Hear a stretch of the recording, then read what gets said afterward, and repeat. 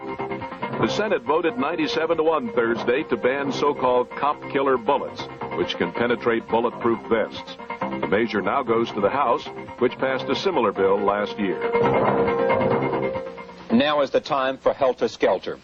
With those words, in the summer of 1969, Charles Manson set into motion a wave of terror in Southern California. In 2 nights, Manson's murderous spree took the lives of at least 7 people, including actress Sharon Tate and her unborn baby. The cult, or family, spoke of launching a holy war against the rich and the powerful. Many of its members were heavy users of hallucinogenic drugs, mainly LSD.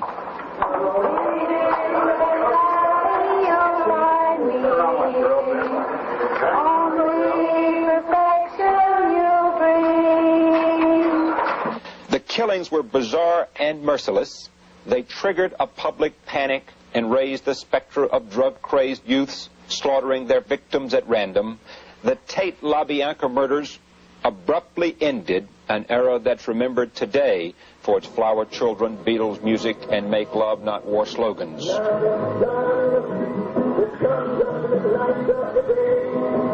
Who was Charles Manson? Manson was portrayed as a guitar-playing ex-convict with a following of runaway young women, his so-called family members. He was described as either a demented messiah, a psychopathic killer, or a man who controlled the minds of weaker followers.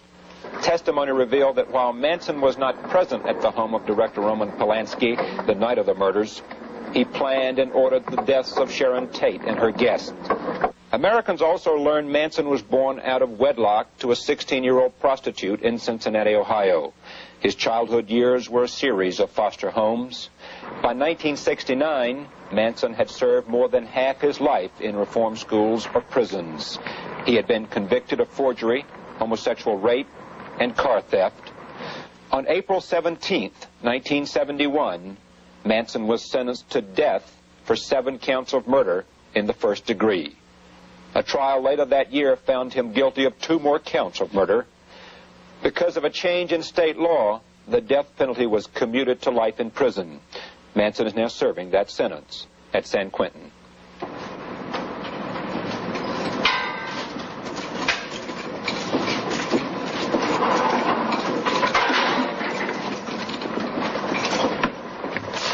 So, Rose, how are you? How are you? I've been watching you on the tube. What do you think? Everything. Nothing. Let me sit here.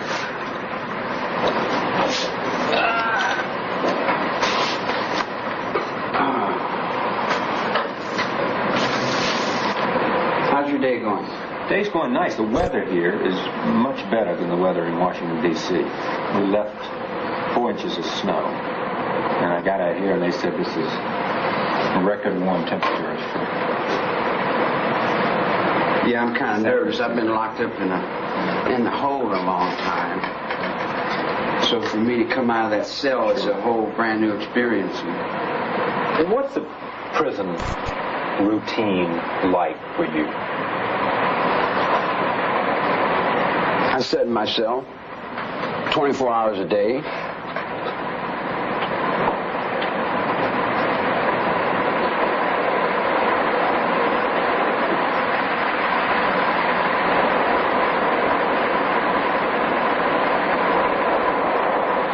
Do you read? No. Why not? Well, I found my thoughts are more interesting than anything I can read. Watch any television? Occasionally. What do you watch? I watch, I spin it around a lot. I watch a little bit of everything. Listen to radio? When I have one, yeah. Have any friends you talk to? I'm a friend to everything I see, everything I know, everything I feel. What about other inmates? I'm brother in these hallways for 40 years with no snitching on my jacket, no asking for nobody to protect me, and walking on my own 2 feet. You get a lot of mail? Yeah. What do they say? Those letters. Everybody's playing a different game with the thought. They're playing boats and planes and trains and rabbits and ducks and swings and hearts and little girls and everything that you can think of. When we started the rainbow,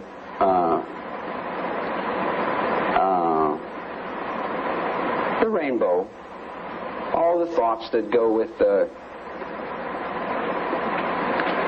seed grows up from the ground. Everything that grows starts and grows up. You go down in the earth to plant something, and you plant these seeds, and this garden grows. It's the same thing with the garden that's in the mind. I want to talk about that, but let me stay with the routine, the facts of your life for a while. What about the scorpions? You make scorpions? I make little things out of string. Yeah. Where do you send them? Everywhere. Wherever they fit. Does somebody pay you for them? No. Why scorpions? Well, it's not only scorpions. I make all kinds of things. You know, scorpions is just one of the things that I happen to make. I'm spiritually allied with the scorpion and the wolf. See, spiritualism scares you people because you've got this little stereotype church that you're buying and selling, and you're trying to put God in a building. But God is much bigger than that little church. You know, and spiritualism is a lot more than they put in libraries and books. Yeah, most religious people know that. Yeah. Well, I'm allied with certain awarenesses of the desert, you know. What do you miss most being in that cell? I miss having my music because some egomaniac wants to feel important, and they keep my music away from me. Your music is your guitar. Yeah. Well, they say if they give you a guitar, they got to give everybody a guitar. That's an excuse. That's a total cop-out. I got a big jealous snake I have to deal with every day. A big, inadequate, incompetent, jealous snake that has no mind, that has no soul. Is that a person? It just wound up with money. You could pay him to walk backwards. You buy them and sell them. They're in Wall Street. When we sit here and talk to you, people wonder, where did Charlie Manson come from? What are your earliest memories? I come from the heart of Bing Crosby, Frank Sinatra. But what does that mean? Tom Mix. Those were the people that you listened to as a child? Yeah, Roosevelt. I come from the hills of Kentucky. I come from hard times, bologna for Sunday dinner. I come from the Depression. You come from not knowing your father? I know my father. My father's all men. Yeah, but your biological father you don't know. Section 8. All the discharged men of the Second World War raised me. Ferguson was an ensign in the Navy. He raised me. All the guys that came back from the war raises all the kids that are locked up in prisons. What about your mother? Mother is the icebox. Yeah. She's the penitentiary. One of my first recollections is walking in Moundsville State Prison, West Virginia. Big gray stone place. And I come to visit my mom. She was doing time there. For what? Strong-arm robbery. Trying to make some food, put some food on the table and give me an operation when I was a child. That's your first, one of your earliest memories? Yeah, I remember that. That was a... Are there happy memories? I don't have that. You don't have that? I don't have that yin and yang that you do. Is that yin yang? Yeah. In other words, you can't make me unhappy. Are sad memories, though, growing up? I don't have all that. Yeah. You do have it. You have an experience. You're an individual, one human being with experiences. When you leave, go get a big rock and set it on a table. Yeah. I'm that rock on the table.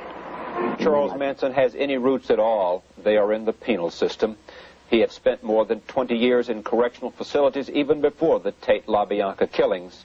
For him, then, the jail cell is the stable home he never knew.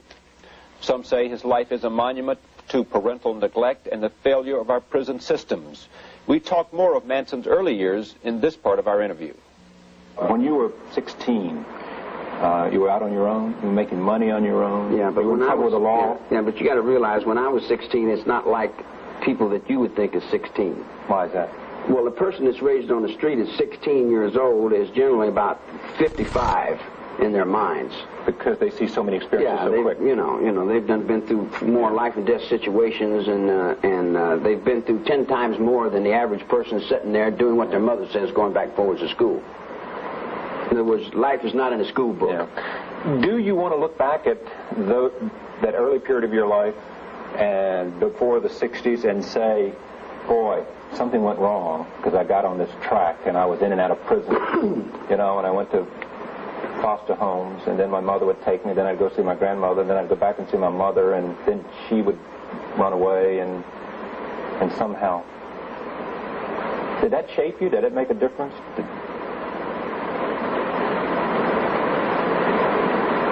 Well, see, that doesn't even compute in my world because, like, there is no wrong. There's no wrong? I don't do any wrong. I wouldn't do anything that was wrong. If I did something that I would regret, then I would punish myself for it. And I wouldn't stand here and beat myself in the head with a hammer. That wouldn't make much sense. Yeah. You know, so you got a parallel universe. You got two worlds. One world, everything is a lie and everything is wrong and you can never do anything right. According to anybody else, I've never done anything right. There's always been someone to say that I wasn't right and I did it wrong. Yeah. But in the world that I live in, I've never made a bad move in my whole life. In the world you have lived in, sure, you would not rewrite any episode, you would not change anything, you do not look back and say, my God, I took a wrong turn there. No. None of it? No. No. Not once? I wouldn't be here if I'd had it. So you got to realize there's no slack in my act. Yeah. I can't. In other words, you go down to St. Louis, right, and you get off the bus and you're broke. Right. You go to the phone and call moms. Right. I don't. I go to the alley and get a tire iron. And do what? And whatever I got to do to survive, that's what I do. And so what's the difference in you and me then? Because you don't know how to survive. You're weak.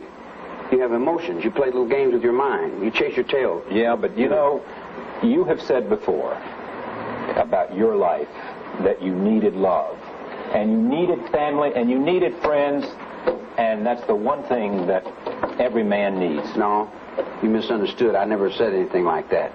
You might paraphrase what I said into thinking I said something like that. Everything is love. There's nothing that isn't love. Even the confusion is love in one form or another. It's misguided. Love is a word that we use to supplement for God, or I would rather use the word intelligence. If you're going to use the word love, use the word intelligence. Because love is misunderstood in so many different ways and fashions. Do you need to be loved? Loved. I am loved. By whom? I am loved. Are you loved? I am loved. Are you loved? All the way. Okay. I'm around the world with it. Ain't you seen it? 15 times. Standing in the fire with it, man. Meaning what? Meaning I'm taking up all the slack for you. I'm carrying you around, Nixon. Yeah. I still got you. Hey, Regan, hey, Ronnie. I didn't tell him that was your gun that shot that guy. I didn't tell him that gun came out of that trailer that came over there. I held my butt on you, Ronnie, old crime partner. Yeah. You dig what I'm saying? In other words, I'm intertwined in your very soul, man. You give me my rights. My father died in the battlefields for my rights. Then I go down to L.A. and some district attorney wants to get rich and make a lot of money. Yeah. He's got something that's selling good. He dumps it over on me. It's okay. Yeah. There's only one poor guy down here. He's nobody. And they overlook the fact that I had already been brother in this penitentiary for 22 years. I speak big in that yard out there. But did they overlook that fact or not? Sure, they overlooked it. Well, how did they overlook it? They took my rights, man. Yeah. You don't take my rights. You'd rumble the graveyard from here to the unknown soldier. But you respect power, and the system works this way. The state has power, and if, in fact, you violate the laws of the state, they have the power to put you away. Sure. You respect that? Sure. I did for 22 years. That's right. That's why I'm mad. That's why I'm mad. I held that up. But when I was a child, I used to be crying and bitching, and the old man said, "You do the crime, boy?" And I'd say, "Yeah." And he said, "Well, shut up and do your time."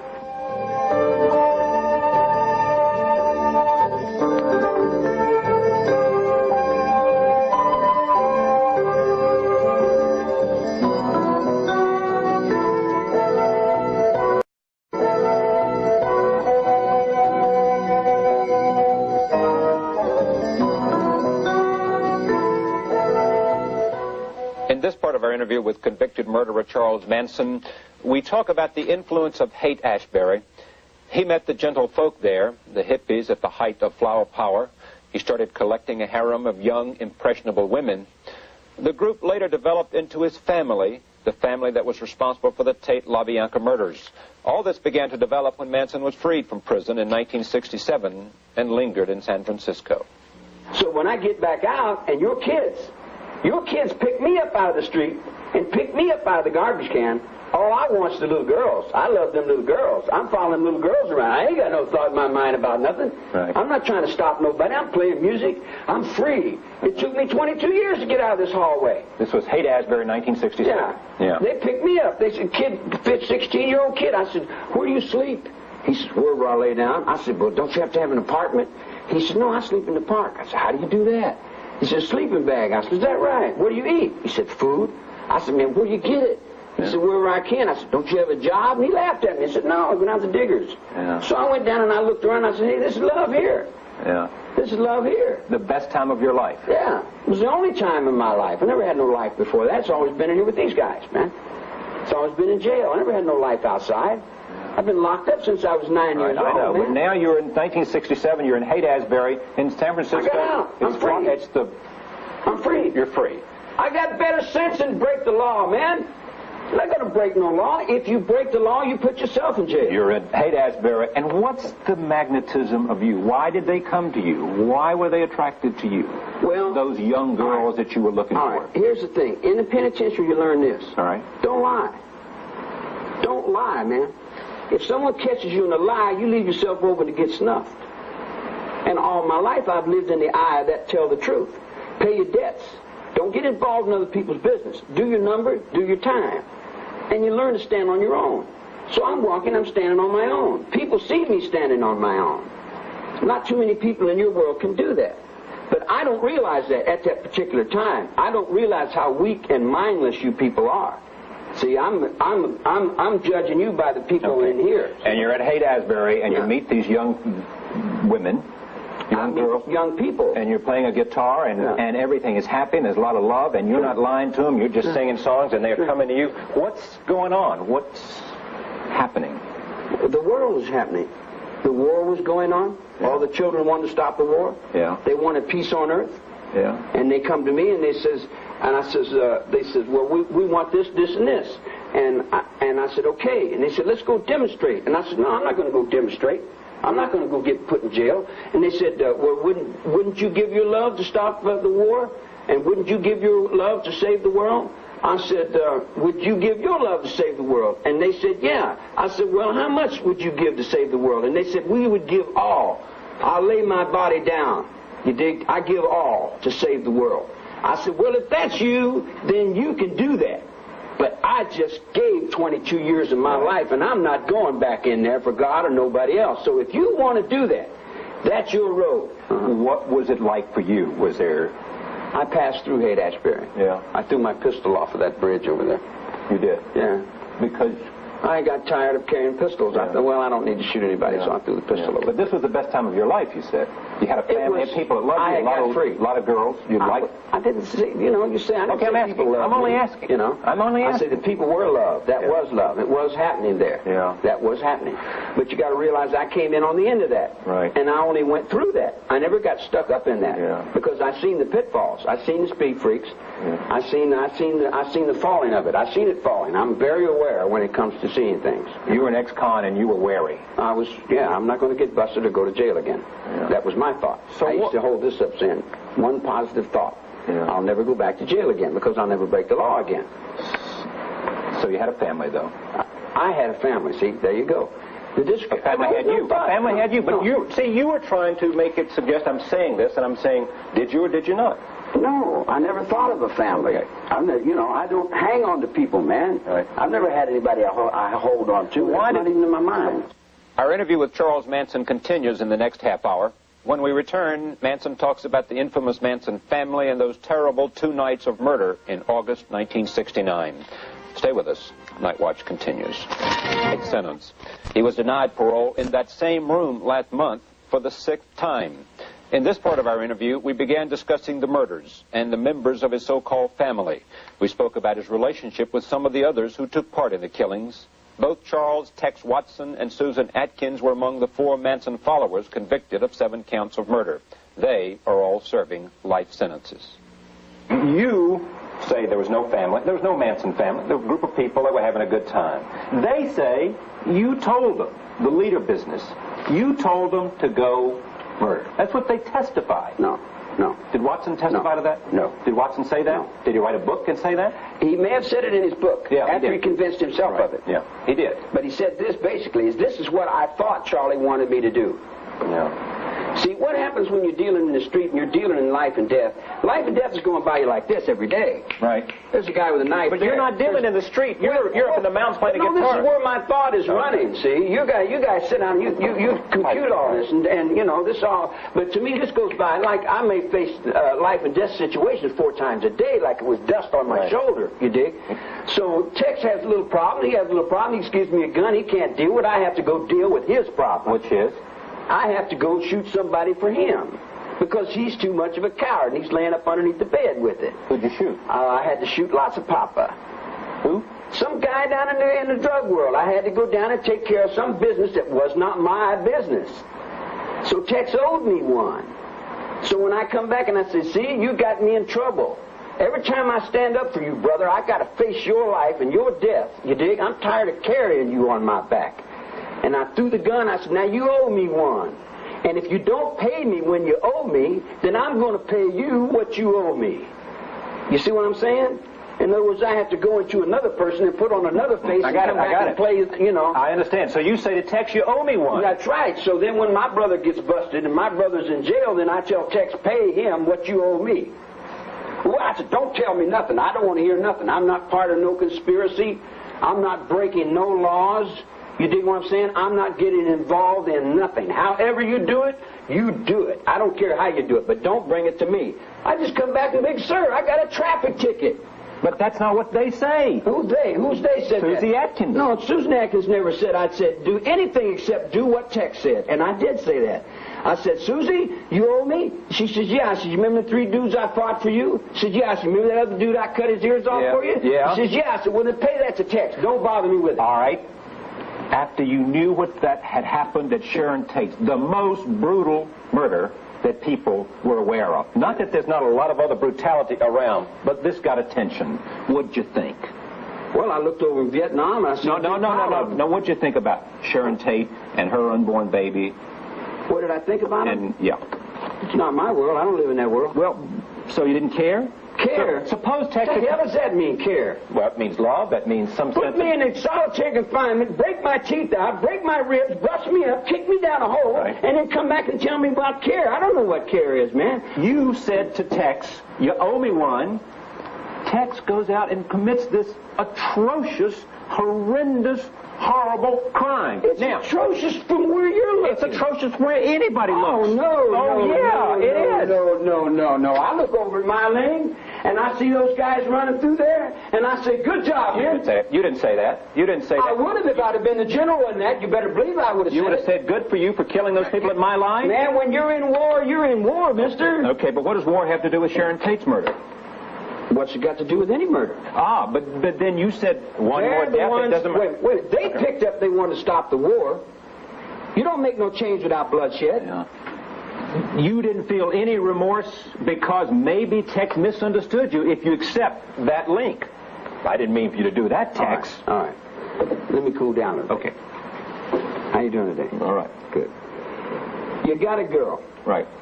She lays her bridge over troubled waters and all that. She's buying a stairway to someplace, but her welfare check didn't come in.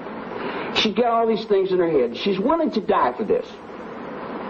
And she comes and she says, this is my station in life. I'm an angel. I have a cause. This is what I was destined to do. She decides she wants to get up on this road and do this. I tell her, do you realize now that you're only taking your own life? And she says, yes. Yeah. How could I have remorse for her love's giving to the world? On the altar of that, I wouldn't hide it. I would say, that's beautiful.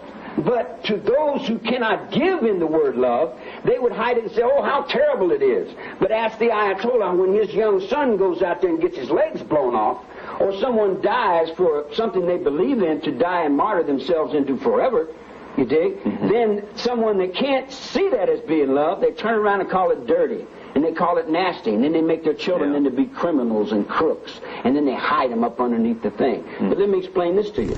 In that life there, as these men will tell you here, right, people hang themselves on the ventilator in the cell next to me every day. And nobody outside of where you live can understand that and can relate to that, because it's a life they don't know and will never know. Because they don't care. I do. Right. But they'll turn that around and they'll say that I don't care, that they do. And then they'll say, we'll go help the misused children. All right, let me finish that thought. They said, we go help the misused children. I said, well, if you're going to help the abused children, what about these penitentiaries across the country? Aren't they abused children too? Or did you forget those? Charlie Manson then was an abused child. Every man in the penitentiary. Well, but we're not talking about every man. We're talking about you. I mean, so you look now at that life you've lived and you say, man, that was an abused life. And that was a man, you made him into what he became because you beat on him and you pushed him, right? Okay. That's your... So in your world, you could take a slice of a pin and write it on a piece of paper and destroy 200,000 people, and it's okay. Well, not me. Because you don't have to see it. Yeah. It's all right because you don't have, you know... Okay, but was it okay? Was that murder okay because you didn't see it? Murder? There's no murder. There was a murder of Sharon Tate. Come on. There's no murder in the Holy War, man. Was it a holy war? Was Sharon Tate's murder a holy war? The whole thing is a holy war. Wait a minute. Because you want to draw a line and say this is crime and this ain't crime. No, I don't want to draw any lines. I just want to speak about the specific instance of that murder for which you're in this place now. All right. Say what you have to say. I'm asking. Asking what? Was that murder? Was it murder? Sharon Tate? No. Was it murder? Sharon Tate? No. More with Charles Manson in just a moment. Stay with us. We continue. But we also explored the link of his family to the era of hippies, peace, love, and flower power. Who is Charlie Manson? Charlie Manson's whoever he's allowed to be, whoever you make out of him, I guess. And what of those people who say, monster? What you see, what you get. But do you like it? Man, they have to live with it. I don't. You live with your judgments. I live with mine. Perception. The most horrible crimes were committed at his direction, and therefore you come back to the same premise. You come back to the same premise. I'm just talking about self-image now. You don't like it? Do you not like it? Do you care about it? The fact that people somehow, there is something called the Manson mystique in the world now. All right. Your name is Sam Smith and you're from Idaho. Now, what's your self-image? You know you're not Sam Smith and you know you're not from Idaho. Right. Well, now, how matter? I can scream and yell and I can tell the whole world, here's Sam Smith from Idaho. And you still know in your heart that you're not Sam Smith. So what are you in your heart then, if you know you're not that? I did not direct nobody to be killed, man. All right. Who told Watson et al. To go commit those murders? The lawyers. Okay, well, we're not going to go anywhere on that. All right. Well, you want me to explain it? It's a simple thing. What is the simple thing? Everybody that's a crook learns this, that you cannot trust a lawyer. Okay. Especially a criminal lawyer. You can't trust them. Oh, so you're saying the defense lawyers did it? No, I'm saying if we had a place to go, we wouldn't have to go to violence. But when you got no place to go, and your children can't find a father in your system, and you lay down and you say, can I get some help? And they won't give you no help. And you get stepped on in the face, and then pretty soon you say, well, what can we do here? So violence is the only option we have. Only change. Wait a minute. For that generation, you must realize I am not in that generation, man. But you were part of it. What do you mean? I just got out of the penitentiary. Yeah, but you got involved in it, right? I got involved in what? You were involved with that generation of young people. No more than anybody else on the street corner. Do you believe the Tate-LaBianca murders had anything to do with sort of ending the period of the 60s, creating a Yeah, it was the peak of the love that was running. Why don't we do it in a row? No one will be watching us. And it's banging 24 hours a day. I didn't write that music. Okay. Take it to the Queen of England. Ask her why she's sending her kids over here ducking from that Hindu pimp that's coming out of that New Delhi penitentiary. See, there's a lot more in the world than you know about, see? Boy, there's a lot that... Sure there is. Sure there is. Sure there is. What do you say to those people who say Charlie Manson is a psychopath? So, okay, it doesn't bother you. No, there's a whole lot of us nowadays. That he hates people. That he's full of hatred. Right. Yeah. Are you full of hatred? No. As is it. Okay. In other words, I see that human beings aren't worth too much as a whole. That he's schizophrenic. Yeah, I can be that. You are that. Sure, I can. Well, aren't we all? Yeah, well... You know, they put you in the middle of the yard, I bet you change your personality. I'm sure it would. Yeah. But you keep coming back to that, that they did this to me because they put me in the pen. I didn't say they. I'm not blaming nobody for anything, man. I'm not pushing no rocks around. If you're going to write a song today, what would it be? You better bow down, disco. I'm going to take your heart away. More? I got nothing behind me. You need a guitar to do it, huh? Yeah. You don't think of yourself. I don't think of myself. You're right. And secondly, you don't think of yourself the way these other people do, as this monster that... I think of myself as whatever I have to be. Yeah. You know? Well, see, here's what's interesting about you. Listen to me 1 second.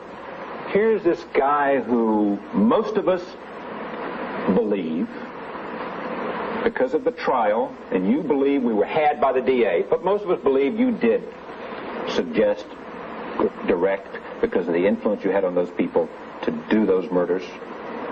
And the next night, the LaBianca. And it has created this notion of you. You are one of the most infamous criminals, cons of all time. In the world. I don't think you guys have seen me. Really? No. What don't we understand? You don't understand yourselves. No, but what don't we understand about you? Grant you we don't understand ourselves, but what don't we understand about you? Just what I said. I'm inside of you, man. Yeah. I live inside of you. I'm inside every one of you. And to say that suggests that what? You being evil is inside of all of us? Life. Yeah. Evil. It's not, it's beyond good and evil, man. It's a balance. It's abraxas. It's the Pope roller skating. Yeah. He keeps one hand on the table all the time. He never tells you he's running numbers on. He's got the dice in his hand. Yeah, but like we all know that. We should by now. What do you think about the idea of responsibility? Taking responsibility for your own actions? I do. The court ran for me. Sure. Now let me ask you a question. All right. How comes the court shirked and turned their backs on me and wouldn't give me my rights? They gave you your rights. Rights in what redaction? I didn't even get to put on defense. Yeah. When it come defense time, they said, we're taking too long, and this covered it up and told the public another outburst, another Manson outburst. Yeah. If you... What defense did I put on? What witness did I call? Did I call one witness? I never got to call one witness. You will not find any group of people who will not believe, who don't believe that Charles Manson got a fair trial. And human rights are over in Russia. We won't look at Charles Manson. We'll just cover that up. We won't look at the fact that we've had a 9-year-old kid locked up and blaming him for everything we did since 1943, will we? When we return, the conclusion of our interview with Charles Manson at San Quentin, responsibility for the Tate LaBianca murders. There is no regret, no sign of remorse. How did Manson bend others to his will?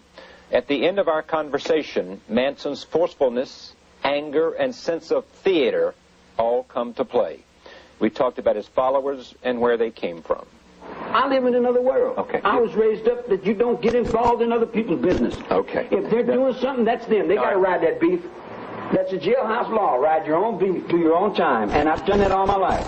If Tex goes off and he kills 8 or 10 people and Bobby comes back and says, I killed him, I said, man, don't tell me about it. I don't want to hear it, It's none of my affair. And you don't even care, you said. Care? You didn't. I know. You don't. I know. We've been through that. Yeah. You've been through that. What is the relationship between Charlie Manson and young people? I am your young people.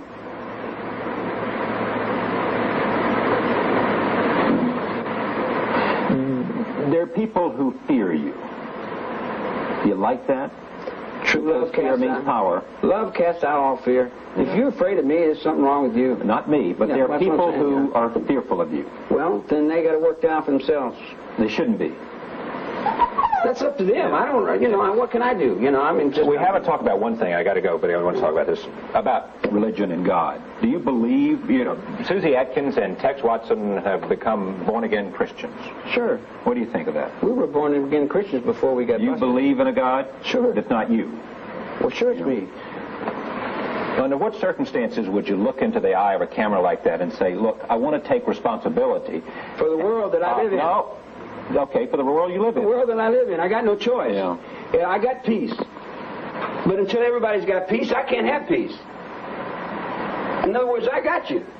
But I can't have it until everybody else gets you. And then when everybody else gets through with it, then I'll get you. You said that your book would not be published for whatever reason. I don't know anything about that. But here, if you, in fact, in the last question, when you're going to meet your God, and when you know you're down to those last few remaining breaths, are you still going to say what you said to me, or are you going to say... I've lived my whole life right in that spot. Okay. So if it all ended tomorrow... It did end tomorrow. All right. Suppose it ends tomorrow for some reason. It does. You would go to your death saying, you got me all wrong, I didn't do it. Yeah, see what I'm saying? Well, wait a minute, Paula, answer that, because you've been very responsive. Would you go to your death saying, I didn't do it, I had nothing to do with those murders, and you put me here, and I didn't deserve it? I didn't say I didn't have anything to do with them. I didn't. You misunderstand. But tell me what you're saying about it. If it's your last will and testament, what are you saying? You got a circle, man, that man lives inside of. He lives inside this circle. He's responsible for this circle, and this circle only. You can take that to the House of the Rising Sun in Japan, the samurai. You can take that to the Second World War. You can take it and hang it on a cross. You can kill me 1,000 times, but it's still there. It makes no difference whether I'm in the circle or not. It's still there. What this man does outside that circle is none of my business. But if he comes up to the circle, I'm going to go, stay out of my circle. If you don't stay out of my circle, you're with your own life here. Your own life, man. Can't see it's your life. It's not mine. I'm just another guy walking down the road going, how many times I got to go, where's God at? She got a face, got a print. What is it? You want me to be everything to everybody. You want me to face all your fears and all your debts. You want me to die again for you. You want me to go to the gas chamber and walk in and say, all right, preacher on one side and me, priest on the other side, and they say, I'm the son of God, and they say, we know, son, go in and sit down. Give us your life again. And I say, I give you my life because I think you're taking care of the kids. But then I get out from the gas chamber and I go out and I look at the kids. You're not taking care of the kids. You're feeding on them. You're drunk on their blood, man. I'm an old man. All I want to do is retire. Get on the desert and be left alone. I don't want to bother nobody. I'm hiding out underneath the rock. They come to me and say, hey, Charlie. Hi. I said, what do you want? So you want to talk? I said, about what? We got problems. The water's dying. Your water's dying. Your life is in that cup. Your water's dying. Your trees are dying. Your wildlife's locked up in zoos. You're in a zoo, man. How do you feel about it? How do you feel? How do you feel that your children would do something like that? How do you feel that an ex-convict can get out of jail and go find rocket scientist's children out in the garbage cans? Go home. I can't. My mother, my father won't let me. They're drunks. They hate me. I'm responsible for your children. You won't be responsible for... How do you feel about those murders? How do you feel about them? That's what counts. Happen in your world, not mine. Not in my circle, because I wouldn't allow it. But listen... Those people that died never violated your circle. I didn't have anything to do with those people that died. But son, how many times I got to tell you they died in Vietnam, they died in Korea. I didn't have nothing to do with that. I never told nobody, you go over and kill those people out in Oscar. I said like this, be responsible for your own actions, man. Anybody who watches this tape is going to see the things that you have said and hear the things that you have said, and they also are going to say that man is mentally sick. And what do you say to that? When you take a negative from a picture and you hold it up to the light, you don't see the light, you see the negative. So what you think in your mind as you look at me is how you're judging yourself in the world. This guy here was written down in the scriptures long before I got here. You think you'll ever leave prison? Prison? I left prison in '67. I got out of jail. Yeah, but you're back. Can't you see I'm out, man? Can't you see I'm out? Can't you see I'm free?